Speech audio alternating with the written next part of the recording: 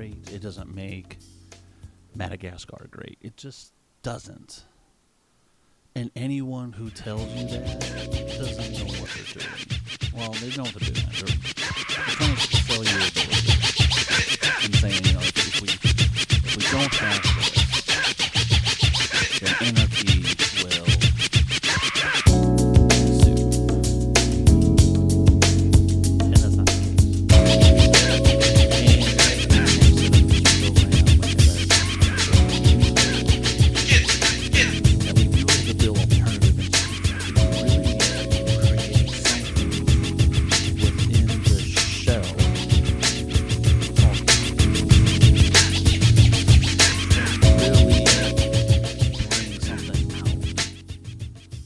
because that's what needs to happen.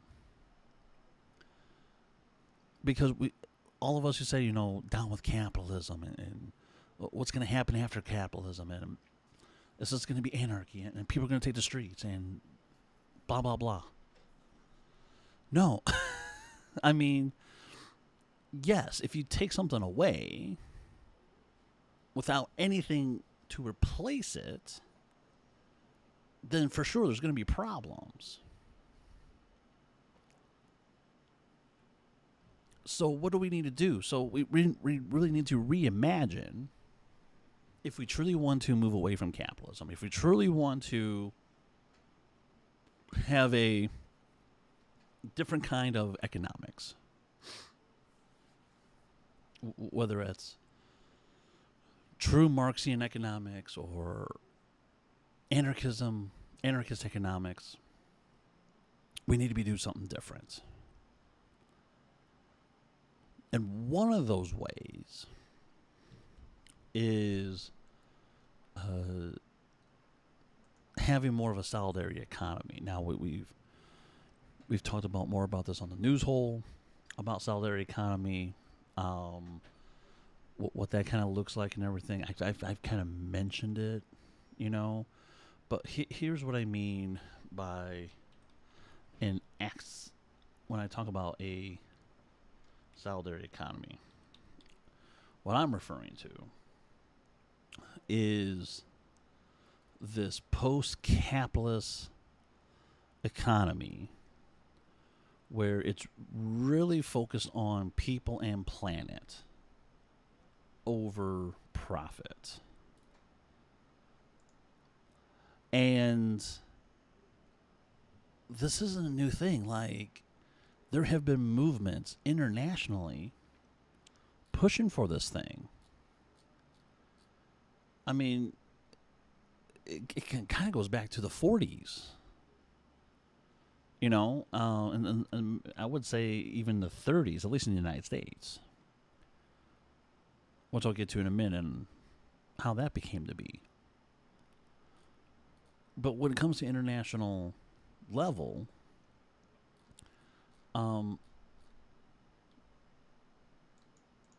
it has been happening. There has been this global movement on building a just and sustainable economy.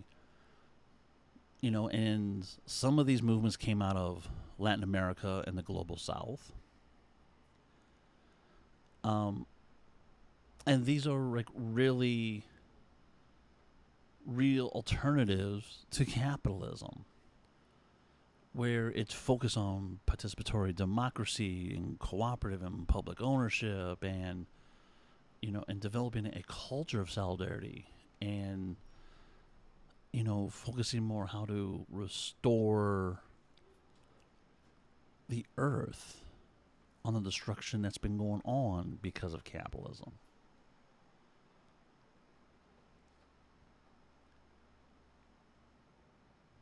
So some of these programs that have gone on, you know, we can look at things like public banking that's going on in North Dakota right now. North Dakota is the only state in the United States that it's public. Everyone in North Dakota uses it, and because it's all invested in public goods, because regular banking, the short version is, with the banking that we have now, all that money goes into like Wall Street, and the market and everything. Public banking, your tax dollars goes into this public bank. That money, instead of going into Wall Street, goes into things like infrastructure. It can probably go in. You can probably go into education for real public education. You can go in there and invest it in more like public health care. So your tax dollars actually goes towards health care and a myriad of other things. And North Dakota has been doing this for quite some time. When we were in an economic recession in 2008, North Dakota was the only state that didn't get any money from the government. It says, we're good. We have a surplus. We don't need any federal funds. And yes, I know. I mean, it's North Dakota. I mean, it's not Wisconsin. It's not Illinois. It's not California. It's not New York. You know, I get it. But North Dakota's doing something. And a lot of other states and cities are trying to implement the same thing. Credit unions is another part of solidarity economy. So is participatory budgeting, which that's been going on since the 1970s. That came out of Porto Alegre in Brazil.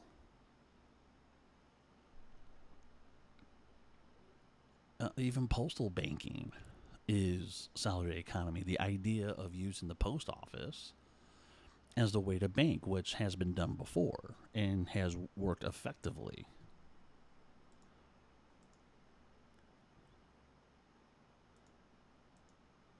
And if we think about housing, that we're talking about housing co-ops and community land trusts as that kind of model to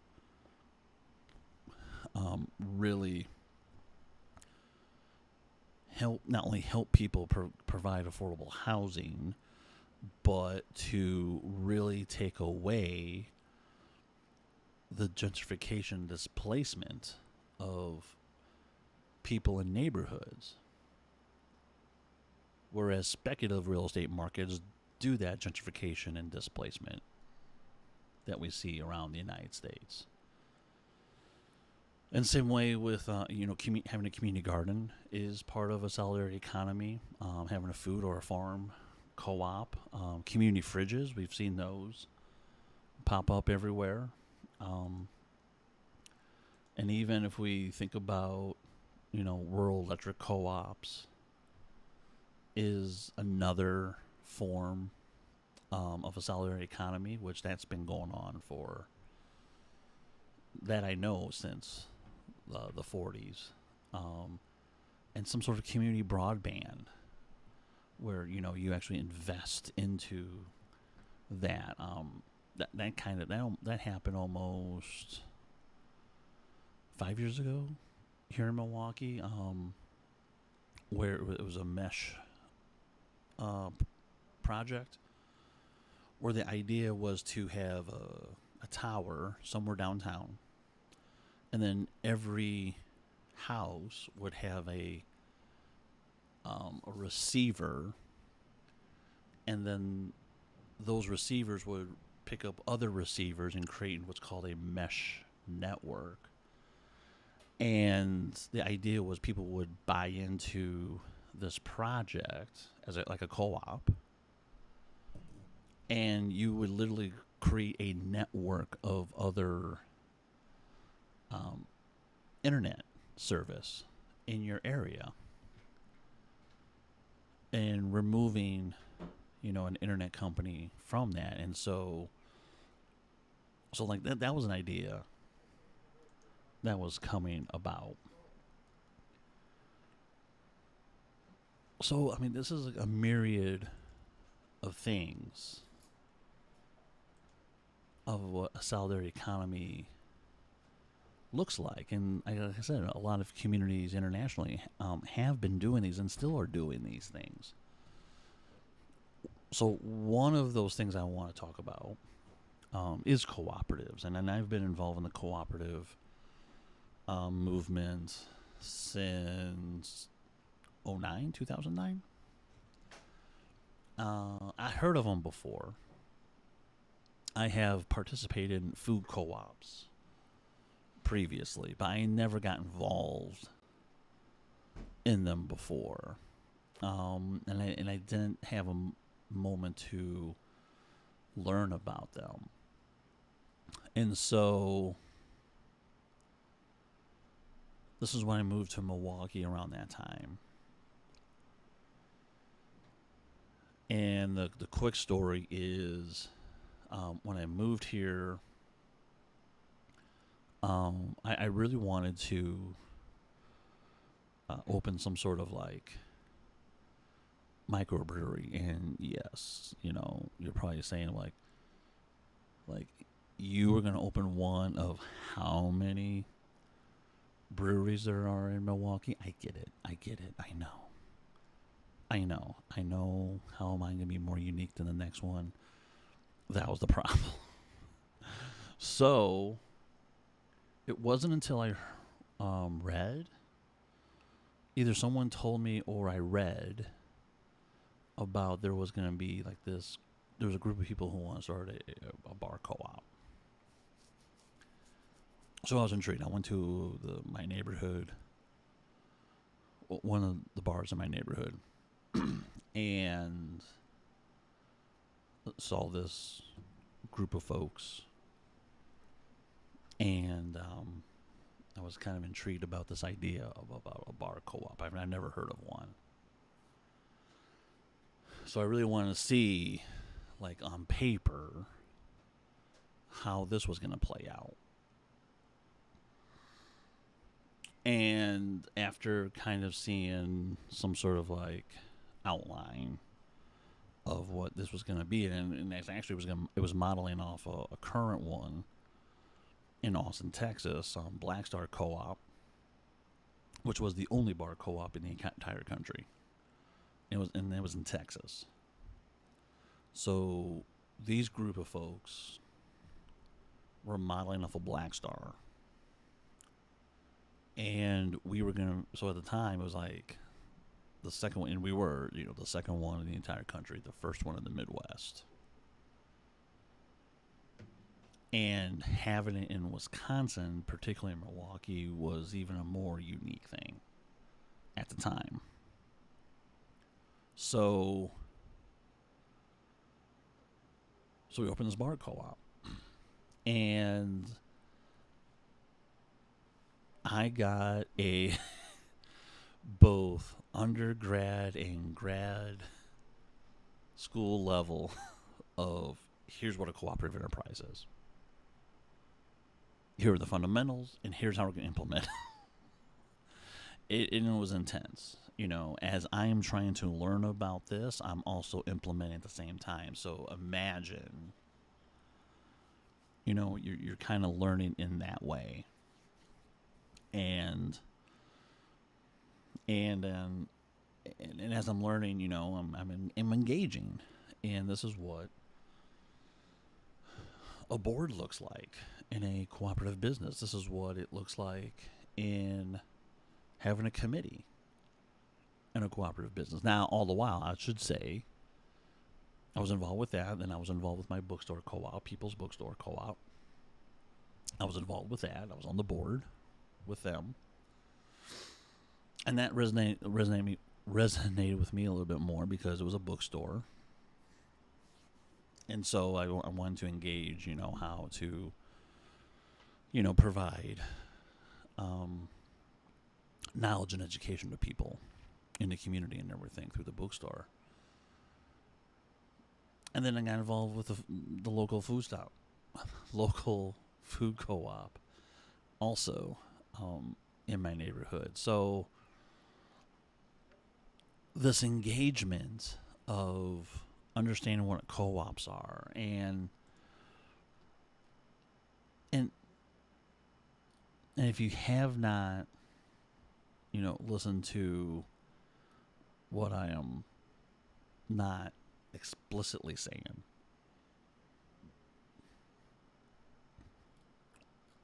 when it comes to a co-op, a co-op really is about, having some sort of, sorry, a co-op is a way to really create a business to now engage in your community, but also to like own something. So like that's like one of the things. So like if I had to really highlight some things, it would be, members would own a part of the cooperative enterprise,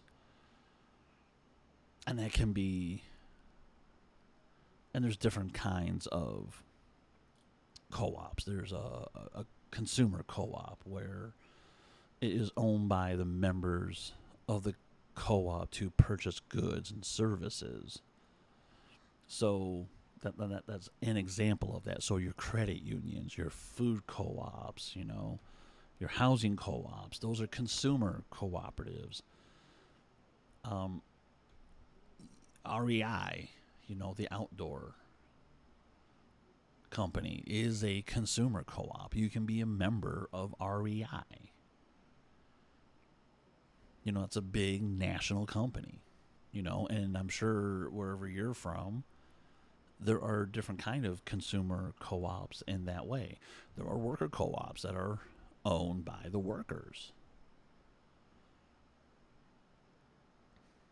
So that ownership allows the worker members to control the operations and strategic direction of that business. So there's a number of cooperatives. The ones I know, they're mostly Wisconsin-based. Isthmus Engineering and Manufacturing is one of them. But Equal Exchange, a coffee roasting business out in Boston, that's a big national company. They know. I mean, they're also one. And then there's producer co-ops. The ones who are owned by people who produce similar goods and services.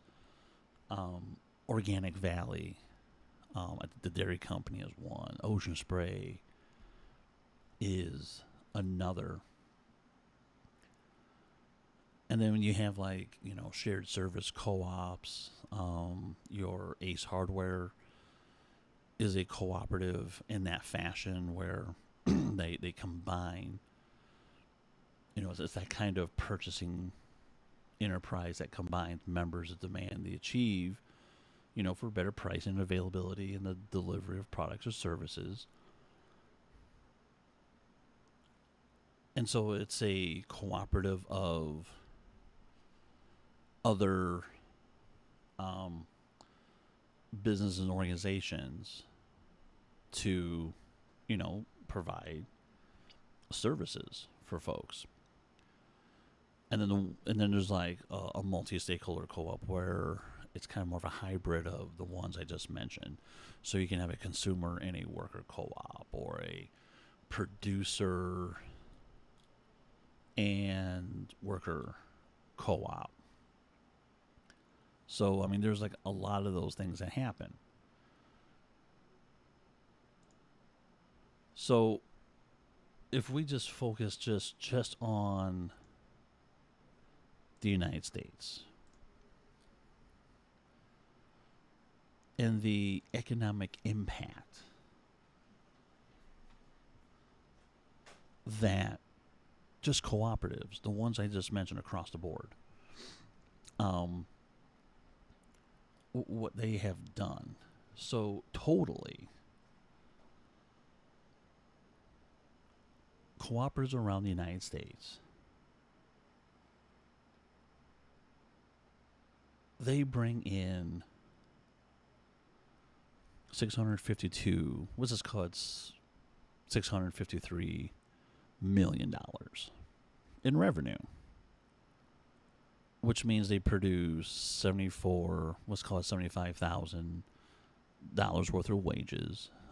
They employ about 2.1 million jobs in the United States. And I'm not including housing cooperatives in these numbers. So coast to coast, border to border, these numbers is what currently impacts our economics in the United States. So that is like a lot of money. So like we're actually increasing our gross domestic product in the United States just on cooperatives.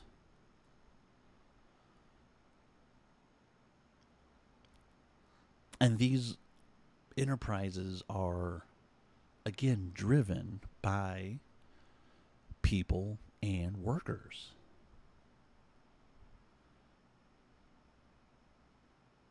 So let's just think about that for a moment. So we have something that's working within capitalism. And if we think about it, what it looks like with capitalism removed,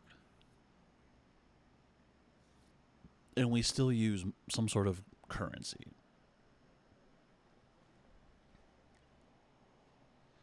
Again, I mean, it may be minuscule comparatively, but $653 million of revenue?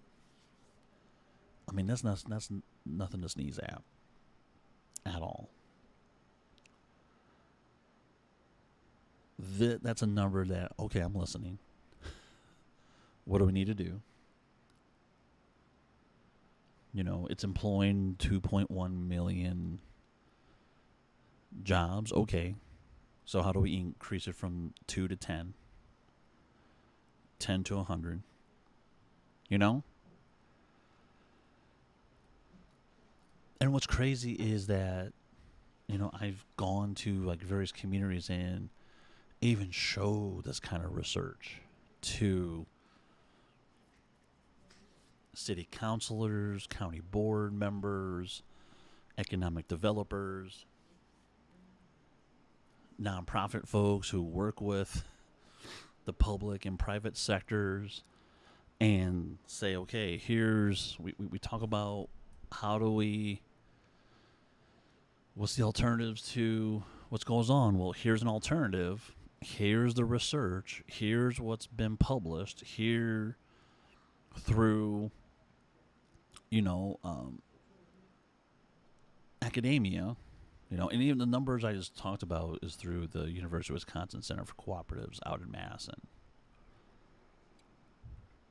which has been established for a very long time. So they do this research. They do workshops on this. They go to conferences. They develop conferences. There's even other organizations. The U.S. Worker Cooperatives is one of them. There's a lot of them. We have the solutions in front of us. It just comes down to are people and others who assume they have power going to listen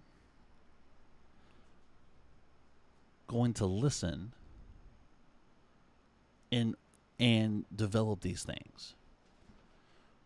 Because the ones I've talked to have totally dismissed this outright. As well as think about it. Well, I don't know about that. Because they don't want their capitalist imagination to go out the window. They want to maintain that. So, let's think about what life is like after capitalism. Let's think about solidarity economy. So think about that. I'll talk to you next week.